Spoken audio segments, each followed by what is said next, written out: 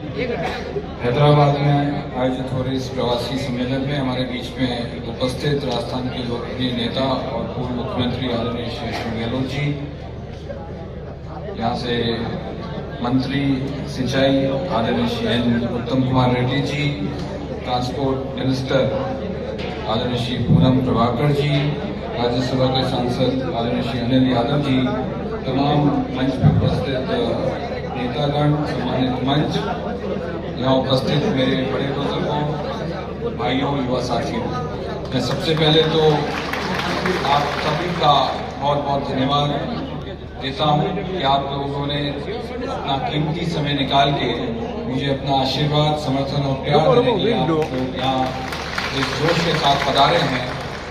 साथ ही मंच पे जो तमाम अतिथि हैं उनको भी मैं बहुत बहुत धन्यवाद देता हूँ कि आप लोग अपना आशीर्वाद और समर्थन देने यहाँ पधारे हैं। पूर्व वक्ताओं ने तमाम बातें आप सबके सामने रखी।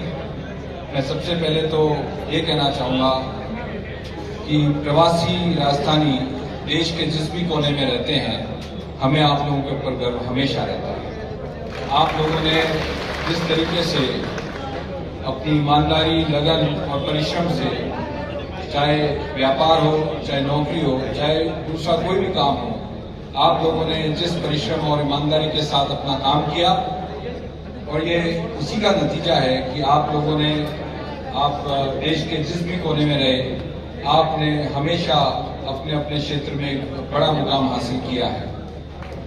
साथ ही चाहे बड़ा व्यापार किया हो आपने, चाहे जिस क्षेत्र में भी आपने अपनी ऊंचाई हासिल करी, राजस्थान से आपके परिवार लोग इतने हजारों किलोमीटर दूर चल के जिन विषम परिस्थितियों में आप लोगों ने यहाँ पे अपना मुकाम हासिल किया, उसके लिए भी हम सबको आप पे बहुत गर्व होता है।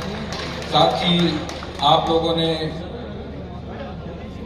समाज सेवा के अंदर भी, गरीबों की सेवा में भी, आप लोग राजस्थानी प्रवासी चाहे देश के जिस भी कोने में रहे, आप लोगों ने हमेशा गरीबों के लिए और समाज सेवा में भी आप लोग आगे खड़े रहते हैं। ये बात कोरोना काल में भी पूरे देश में चर्चा का विषय रही। जब कोरोना की महामारी आई, पूरे देश में जिस तरह की परिस्थितियां थी, मगर हमें खुशी होती थी कि हमारे राजस्थानी भाई देश के जिस भी कोने में हैं, आप लोगों ने बहुत बड़ी महत्वपूर्ण भूमिका निभाई, गरीबों की सेवा करके और समाज सेवा करके। लोकसभा का चुनाव आप सब जानते हैं, आगाज हो चुका है। मुझे जालोर सिरोही से कांग्रेस पार्टी ने प्रत्याशी बनाया है। आप सबका आशीर्वाद और समर्थन रहा तो मैं 3 बातें कहना चाहूंगा। जालोर सिरोही के विकास के लिए हमेशा आगे खड़ा मिलूंगा आपको, आप लोगों के सुख दुख में हमेशा भागीदार बनूंगा, आप सबको साथ लेके चलूंगा। ये 3 बातें मैं आपको विशेष तौर पे कहने आया हूं।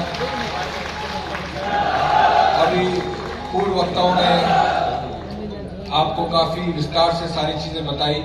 हमारा भी ये दौरा चेन्नई से चालू हुआ, बेंगलोर गए हम लोग, और आज आप लोगों के बीच में हैदराबाद हैं।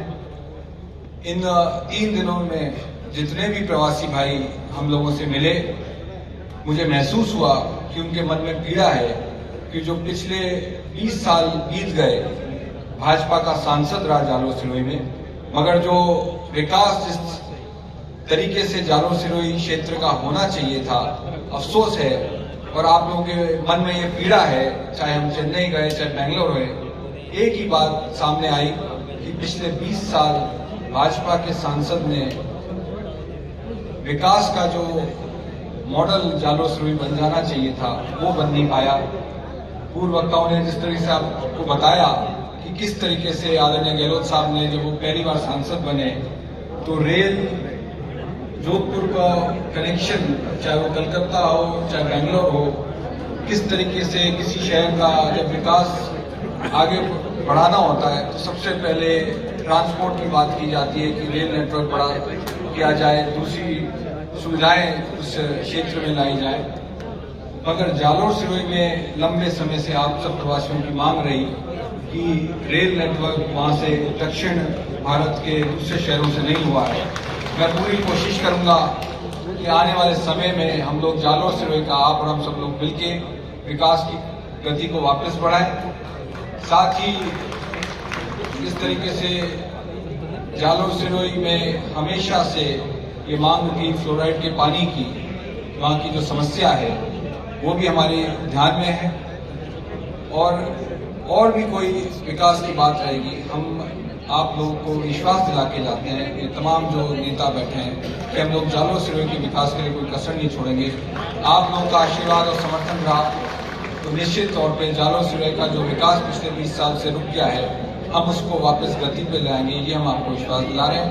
आगामी 26 अप्रैल को मैं आप सब लोगों से निवेदन करता हूँ, दूसरे फेज में जालोर सिरोही का चुनाव होएगा।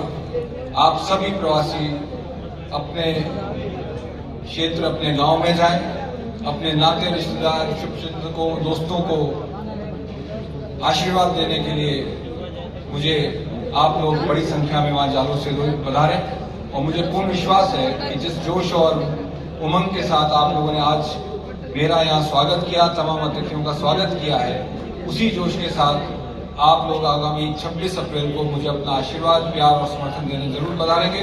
धन्यवाद, जय हिंद।